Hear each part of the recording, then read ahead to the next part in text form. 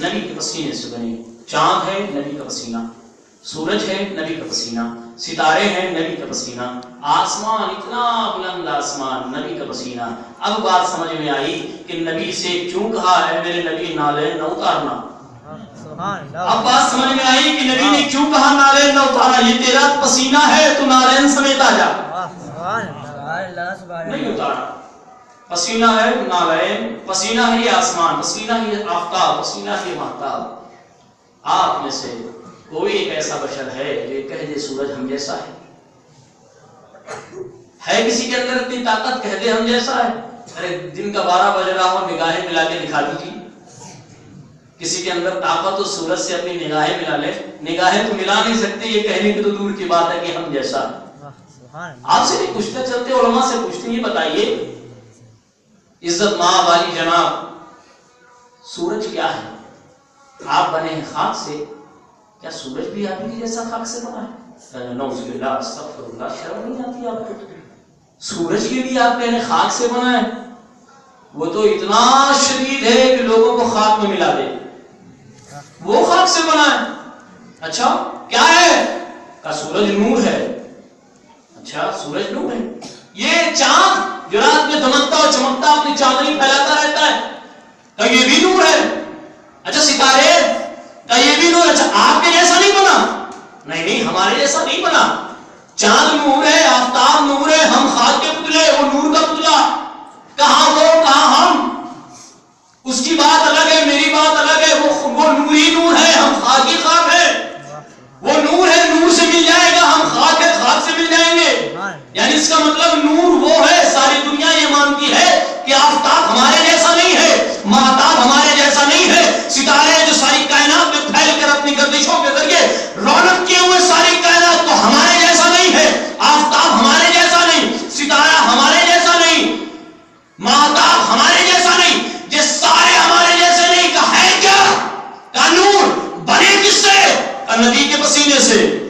نبی کے پسینے سے چاند بنا ہے، نبی کے پسینے سے سورج بنا ہے، نبی کے پسینے سے ستارے بنے ہیں، نبی کے پسینے سے. کائنات کا کوئی مفتی، کائنات کا کوئی معلم، کائنات کا کوئی مصنف، کائنات کا کوئی عالم یہ کہنے کے لیے تیار نہیں کہ آفتاب خاک کا بنا ہے. کہنے کے لیے تیار نہیں مہتاب خاک کا ذرہ ہے. یہ کہنے کے لیے تیار نہیں کہ ستارے خاک کے بنے ہوئے. سب کہتے ہیں نور ہے. میں کہتا ہوں بھائی جب یہ سارے نور ہیں تو یہ بھی معلوم ہے کہ سارے نبی کے پسینے سے بنے ہیں. تو جس نبی کا پسینہ نور بناتا ہو، جس نبی کا پسینہ نور بناتا ہو، تم نے طاقت نہیں کہ آفتاب کو اپنے جیسا کہہ سکو. تو جو نبی کا پسینہ نور ہو وہ تمہارے جیسا کیسے ہو سکتا ہے؟ جب نبی کا پسینہ تمہارے جیسا نہیں ہو سکتا تو پھر نبی گل تمہارے جیسا کیسے ہو سکتا ہے؟ یہ کیا ہو گیا علماء کو؟ خاک کو آفتاب کو تو نہیں کہتے یہ ہمارے جیسا ہے، نبی کو کہہ دیتے یہ ہمارے جیسا. ایک صلوات پڑھے محمد والے محمد.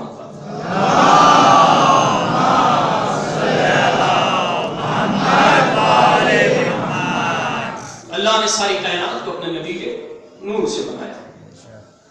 کعبہ بھی نبی کے پسینے سے بنا ہے، سر کے پسینے سے نہیں، پاؤں کے پسینے سے بنا ہے. خلق اللہ من ارق رجلیہ الکعبہ ونماز السجود.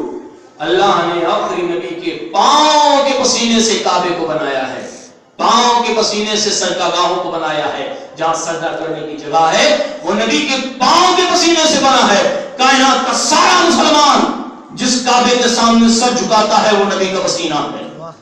یعنی نبی کے پسینے کے سامنے سر تو جھکا سکتے ہو، اگر نبی کے خون کے سامنے سر جھکانا ہو تو بدعت کے فتوے آتے ہیں.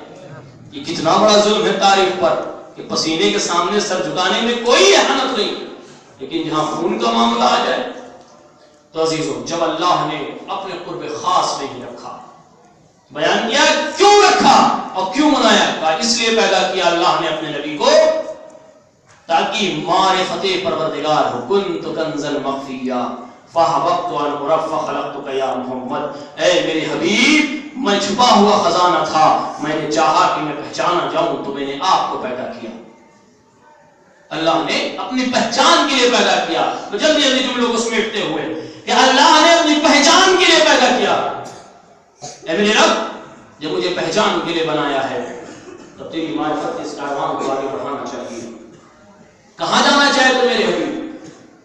پہلے کائنات کو بناؤں, دنیا کو تخلیق کروں. بن گئی پسینے محمد سے ساری کائنات. اب اجازت ہے سنسان بیابان جنگل میں میرے حبیب, یہ آپ کی عظمت آپ کی شان کے لائق کائنات نہیں ہے, پہلے سے سجا دوں. فرشتوں نے اعلان کر دیا انی جاعل فی الارض خلیفہ, میں خلیفہ بنانے جا رہا ہوں اس کائنات میں. آدم کا مجسمہ تیار ہوا, روح خاص کو ڈالا گیا, آدم زمین پر اتارے گئے. ابھی سلسلے آبادی چلی تھی, حابیل کا مقدس خون قابیل کے ہاتھوں بہ گیا, زمین داغدار ہو گئی. میرے مولا میرے آقا اجازت ہے کہ میں جاؤں؟ نہیں میرے حبیب, یہ زمین داغدار ہے آپ کی عظمت کے خلاف. اے نوح جاؤ اس کائنات کو پھر سے صاف کرو, اس کو دھلو. واقعہ معلوم کا اشارہ کرتے چلو. نوح کی ایسی دھلائی کی طوفان نوح سب کو معلوم. جناب نوح بھی واپس گئے. ابراہیم جاؤ میرے حبیب کے لیے کچھ گلزار بناؤ, کچھ گل کھلاؤ, تاکہ جو میرے حبیب کی رفعت کے مطابق ہو, جو ان کی عظمت کے مطابق ہو. جناب ابراہیم نے آتش نمرودی کو گل بنا دیا. اب اجازت ہے میرے پروردگار؟ نہیں میرے حبیب, ابھی آپ اس کائنات میں نہیں جا سکتے, ابھی اس کائنات میں نہیں جا سکتے. موسیٰ جاؤ اور نبی کے دشمنوں کی تلاش کرو, کہیں ایسا نہ ہو میں اپنے نبی کو اتاروں دشمنوں کا انبار ہو. جناب موسیٰ چلے. اے میرے معبود, اگر مجھے اس کائنات میں نبی کا دشمن تلاش کرنا, بس یہ خطابتی جملہ ہے. اس کا کتاب حافظ کتاب میں نہیں موجود ہوتی ہے, اس کا کتاب اور کتاب و قلم سے کوئی تعلق نہیں ہے. خطابت کے چند جملے. اے میرے مولا, اس کائنات میں جانا ہے, تیرے نبی کے لیے دشمن تلاش کرنا ہے, تو چوکیدار کو کم از کم ایک ڈنڈا اور ایک تاج کی ضرورت ہوتی ہے. گھبراؤ نہیں موسیٰ, ہاتھ میں تمہیں عصا بھی دوں گا اور ٹارچ الگ سے نہیں دوں گا, ہاتھی کو یہ ویسا بنا دوں گا. جناب موسیٰ آئے, تلاش کرتے رہے, کبھی یہاں کبھی وہاں. آواز دی میرے پروردگار, دشمن نبی مل گیا, دشمن رسول مل گیا. کون؟ کا فرعون مصری. اے موسیٰ اگر مصری ہے دیکھتا کیا ہے, دریا میں ڈال دے گھل جائے گا. وہی ہوا فرعون کے ساتھ. جناب عیسیٰ نے, اے عیسیٰ تم جاؤ اور حساب مساحت سے پتہ لگاؤ اپنے پیغمبر کو اتاروں کہا. جناب عیسیٰ نے حساب مساحت سے سرزمین مکہ کو چن لیا. جب چن لیا کمابوت, میں نے آدم کو دیکھ لیا, میں نے ابراہیم کو دیکھ لیا, موسیٰ عیسیٰ نوح کو سب کو دیکھ لیا. ان سارے نبیوں کا کام جب مکمل ہوا تم نے سب کو بلا لیا ہے. میں چاہتا ہوں اس کو دیکھوں جس کے لیے ان سب کو پیدا کیا ہے.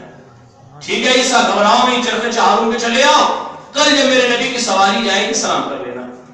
عیسیٰ کو چرخ چہاروں پر بلایا گیا, سرزمین مکہ پہ اتارا گیا.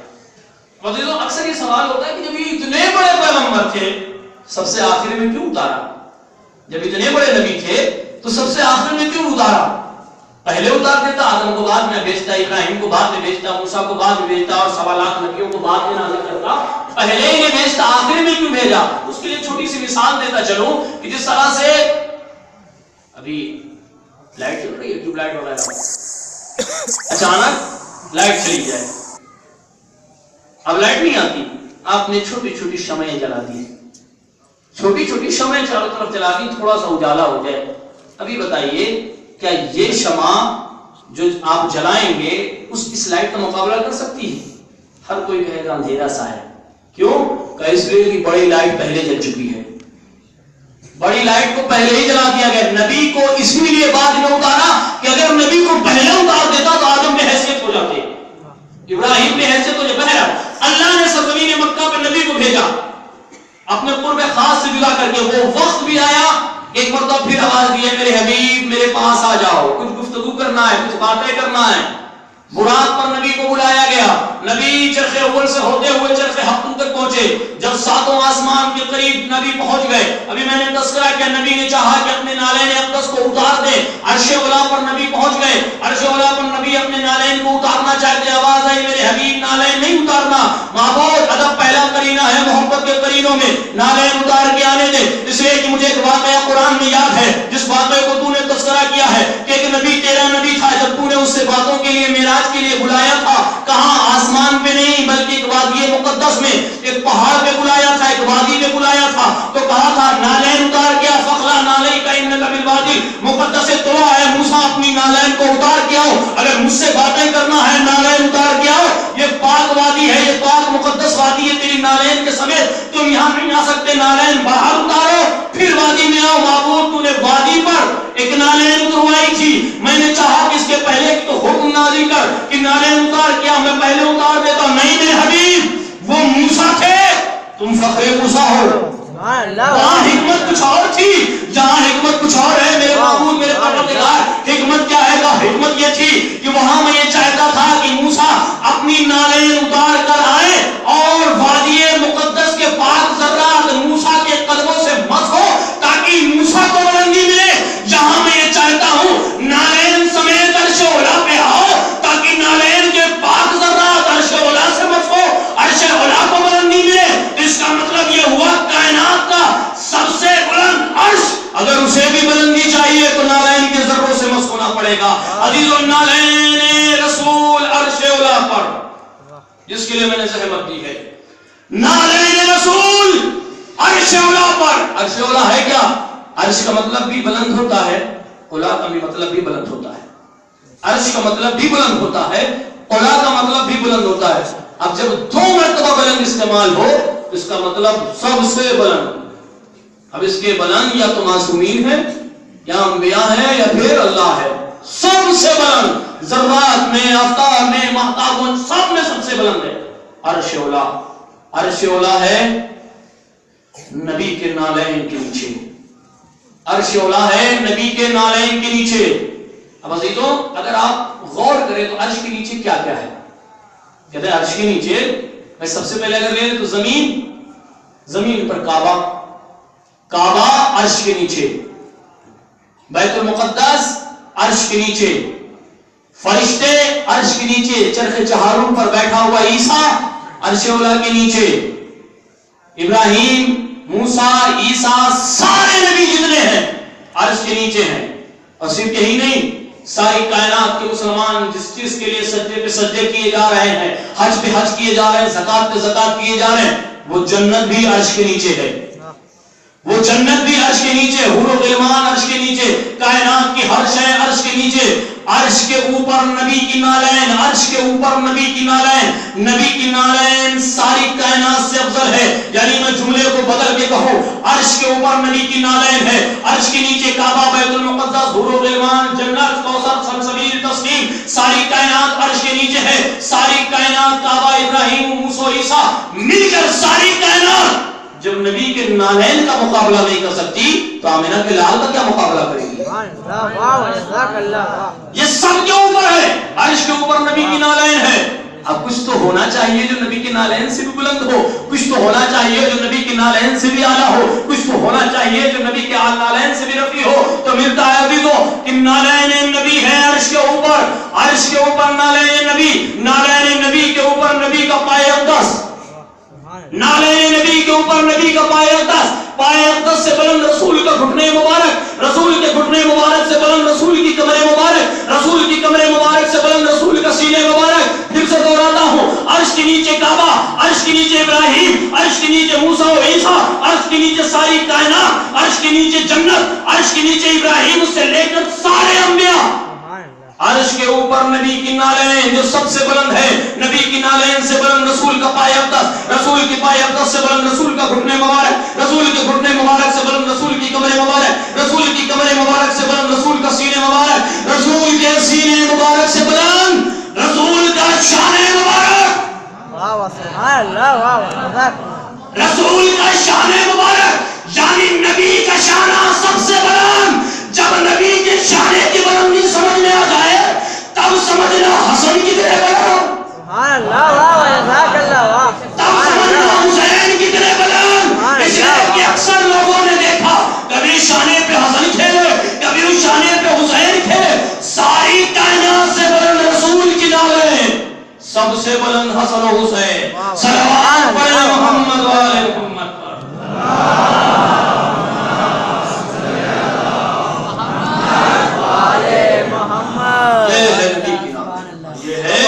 حسنین کی عظمت اور اس شانے کی بلندی کے لیے عزیزوں یہی ملتا ہے کہ جب ہمارے امام سے پوچھا گیا اس وقت جب خانہ کعبہ میں چڑھ کر مہر نبوت پر اپنے پیر اقدس کو رکھ کر بتوں کو گرا رہے تھے تو کسی نے پوچھا مولا کیا میں، کسی نے کیا، خود مولا نے پوچھا آخری نبی نے، علی کیا محسوس کر رہے ہو؟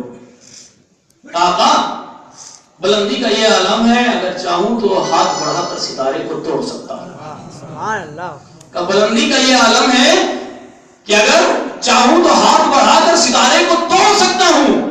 مولا نے کہہ دیا، اب ہم جیسا بشر اس وقت نہیں تھا، ہوتا تو ضرور پوچھتا مولا اگر توڑ سکتے ہیں تو توڑتے کیوں نہیں؟ جب توڑ سکتے ہیں، بلندی کا یہ عالم ہے، توڑ سکتے ہیں شان پیغمبر پر، مہر نبوت پر آپ کا پیر اقدس ہے اتنے بلند کہ اگر چاہیں تو ہاتھ بڑھا کر ستارے کو توڑ سکتے۔ مولا توڑتے نہیں، کیوں نہیں توڑتے؟ آواز آئے گی نادان تجھے نہیں معلوم، توڑنے کی ضرورت انہیں ہوتی ہے جو بلندی کبھی کبھی پاتے ہو۔ اگر میں نے ستارے کو توڑ لیا ہوتا تو کائنات کے مورخ یہی لکھتے کہ علی کی کوئی اس میں جادوگری معجزہ کچھ نہیں تھا علی کا، بلکہ یہ مہر نبوت کا کمال تھا۔ ہم جیسا بھی کوئی بشر اگر مہر نبوت پہ پہنچ جاتا تو ستارے توڑ لیتا۔ مولانا کا ستارے اگر توڑتا، مورخ لکھتا یہ نبی کی عظمت ہے، ہمیں ستارے توڑنے کی ضرورت نہیں، ہم تو ستارے کو در پہ بلاتے۔ واہ واہ، سبحان اللہ، واہ واہ، جزاک اللہ۔ صلوات پڑھیں محمد والے اللہم صلی علی محمد۔ جزاک اللہ، سبحان اللہ۔ یہ ہدایت جن کی عظمت، جن کی رفعت، جن کی بلندی دائرے فکر انسانی وہاں تک نہیں پہنچ سکتے، جتنے بلند ہیں کہ نبی کو کہنا پڑا یا تو میں نے انہیں پہچانا یا میرے پروردگار نے پہچانا۔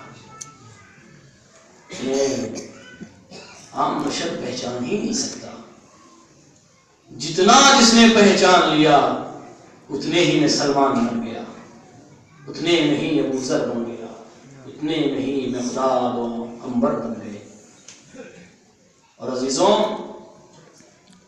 اگر فضائل کے سمندر بہا دیے جائیں لیکن اگر چند گوہر ہماری آنکھوں سے نہ نکلیں تو آنے والی شہزادی نہیں خوش ہوتی۔ اور آج تو ہمیں اپنی شہزادی کو ان کے بابا کا بھی پرسہ دینا ہے اور ان کے بیٹے حسن کا بھی پرسہ دینا ہے۔ شہزادی ہمارا پرسہ قبول ہو۔ عزیزوں، وہ وقت بھی آیا جب ختمی مرتبہ کا آخری وقت آیا، اس وقت آپ بیت تطہیر میں تھے، زانو سیدہ پہ سر رکھ کر آخر نبی آرام فرما رہا ہے۔ ایک مرتبہ رق الباب کی آواز ہوئی، کون؟ کہ نبی آخر سے ملاقات چاہتا ہوں۔ شہزادی نے کہا کہ واپس جاؤ، میرا بابا آرام کر رہا ہے۔ دوبارہ رق الباب ہوا، جاؤ واپس، ابھی میرا بابا آرام کر رہا ہے۔ عزیزوں، ملتا ہے کچھ رق الباب کرنے والے نے کچھ ایسے انداز میں خطاب کیا، شہزادی تڑپ گئی، آنکھوں سے آنسو نکلنے لگے۔ ایک مرتبہ ختم مرتبہ کی آنکھیں کھل گئی، میری لاڈلی، میری زندگی میں تمہیں کس چیز نے رلا دیا؟ اے سیدہ، تمہارے رونے کا سبب کیا ہے؟ اے فاطمہ، تمہارے آنکھوں سے آنسو تمہارا بابا نہیں لے سکتا۔ اے بابا، مسلسل کوئی رق الباب کیے جا رہا ہے، میں اس سے کہہ رہی ہوں میرا بابا آرام کر رہا ہے، میرا بابا بھی آرام کر رہا ہے، جاؤ بعد میں آنا۔ لیکن اے بابا، وہ رق الباب پہ رق الباب کیے چلا جا رہا ہے، وہ کہتا ہے کہ میں نبی سے ملاقات چاہتا ہوں۔ ایک مرتبہ جناب ختمی مرتبہ نے کہا ہے، اے سیدہ، یہ تیرے در کی عظمت ہے، اے سیدہ، یہ تمہارے دروازے کی عظمت ہے، یہ کوئی معمولی بشر نہیں ہے، یہ بلکہ یہ ملک الموت ہے۔ اے سیدہ، یہ اجازت چاہتا ہے، اے سیدہ، بھی تمہارے باپ کو تم سے جدا کرنا چاہتا ہے۔ میں کہوں گا، اے میرے آقا، آپ نے اس وقت تو سیدہ کو بتایا کہ سیدہ، یہ تمہارے در کی عظمت ہے کہ ملک الموت بھی بغیر اجازت کے در پہ نہیں آ سکتا۔ لیکن اے میرے مولا، اس وقت کا بھی منظر ہوگا کہ جب سیدہ کا یہی دروازہ ہوگا، آپ نے پیارے کے جمع ہوں گے۔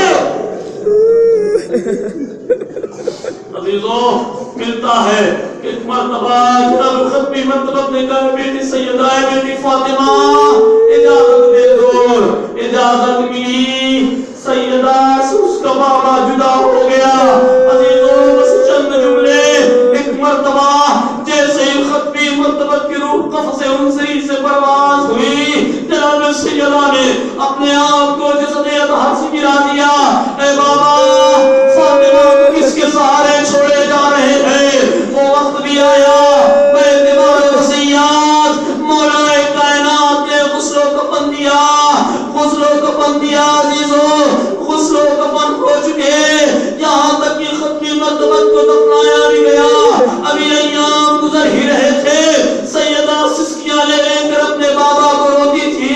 ایک مرتبہ تاریخ میں دو مظلومہ ملتی ہیں جنہیں رونے نہیں دیا گیا, جنہیں گریہ نہیں کرنے دیا گیا. ایک مظلومہ کا نام فاطمہ ہے, دوسری مظلومہ جسے سکینہ کہتے ہیں.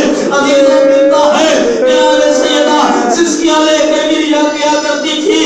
ایک مرتبہ مدینے کے کچھ لوگ آئے. یا علی زہرا سے کہہ دو, زہرا سے کہہ دو یا دن میں رویا کرے یا رات میں رویا کرے. ان کے رونے سے میرے کاموں میں خلل پڑتا ہے. ان کے رونے سے ہمارے کانوں میں خلل پڑ ہمارے کاموں میں خلل پڑتا ہے. اب عزیزوں اندازہ لگائیے کیا زہرا کسی بلند آواز سے روتی تھی؟ کیا زہرا مدینے کے باہر نکل کے روتی تھی؟ نہیں عزیزوں, بلکہ زہرا اپنے حجرے میں بیٹھ کر اپنے بابا کو یاد کیا کرتی تھی. پھر سبب کیا تھا کہ جب زہرا روتی تھی مدینے والوں کے کاموں میں خلل پڑتا تھا. میں نے علماء سے سنا, ہمارے استاد نے بھی یہ مسائل بیان کیا کہ وہ کہتے ہیں کہ جب سیدہ روتی تھی تو سیدہ تنہا نہیں روتی تھی بلکہ مدینے کی دیواروں سے رونے کی آواز. جب سیدہ روتی تھی مدینے کی دیواروں سے رونے کی آواز آتی تھی. عزیزوں مولا نے جب کہا, ایک مرتبہ شہزادی نے کہا اے علی میرے لیے بیت الحزن بنوا دو, میں وہاں اپنے بابا کے لیے گریہ کروں گی. عزیزوں ایک دوسرا خطرہ میں نے ایک ذاکر سے سنا تھا کہ آپ بتائیے سیدہ کتنی تیز رو سکتی ہے. اس لیے ایک سیدہ کتنی تو تیز روئیں گی. ارے ان کی کمر پہلے سے شکستہ ہو چکی ہے, دروازہ گرایا جا چکا ہے. سسکیاں لے کر زہرا روتی تھی. اے علی میرے لیے بیت الحزن بنوا دو. بیت الحزن بنایا گیا. ایک مرتبہ جناب ختمی مرتبہ کے قبر اطہر کے پاس جناب سیدہ نے عجب مرثیہ پڑھا. کیا مرثیہ پڑھا؟ اس کے چند مصرے. ایک مرتبہ جناب شہزادی فاطمہ کہتی ہے اے بابا صبت علیہ مصائب لو انہا صبت علیہ مسلمنا لیا. اے بابا آپ کے بعد فاطمہ پر اتنے مصیبت ڈھائے گئے, اگر دن بھر پڑھتے رات کی تاریکی میں بدل جاتے. عزیزوں وہ وقت بھی آیا, نبی آخر کے بعد اور فاطمہ بھی اس دنیا سے رخصت کی. یہاں تک کہ مولا کائنات نے بھی دنیا کو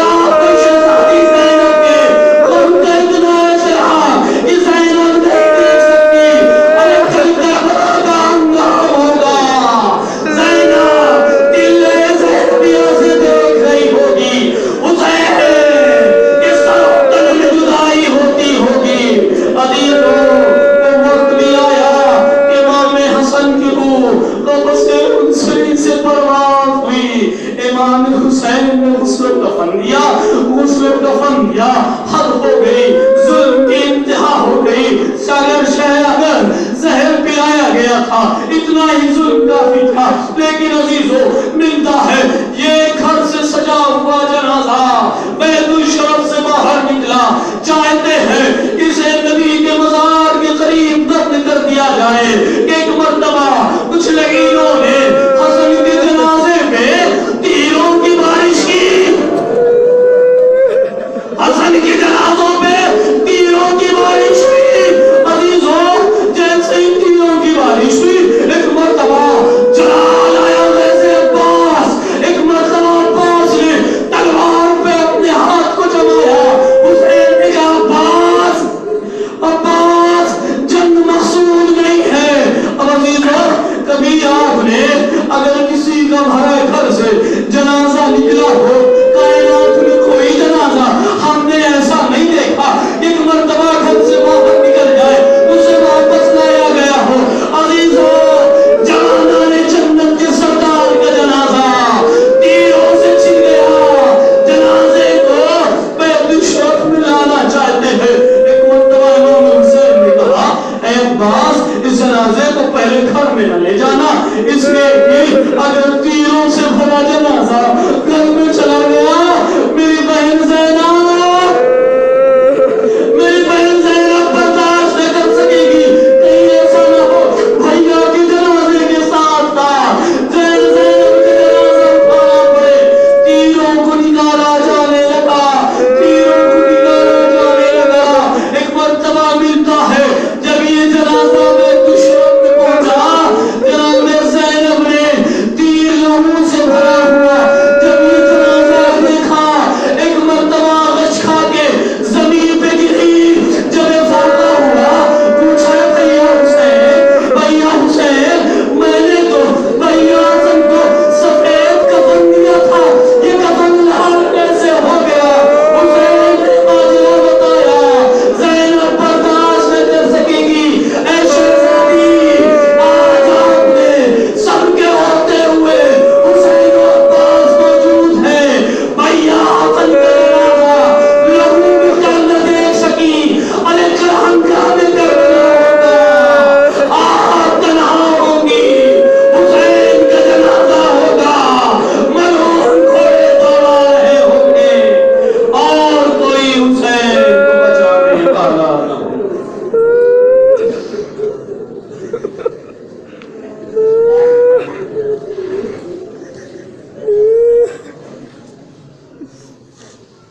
لعنة الله على القوم الظالمين رضا بقضائه وتسليما لقدره وسيعلم الذين ظلموا أي منقلب ينقلبون.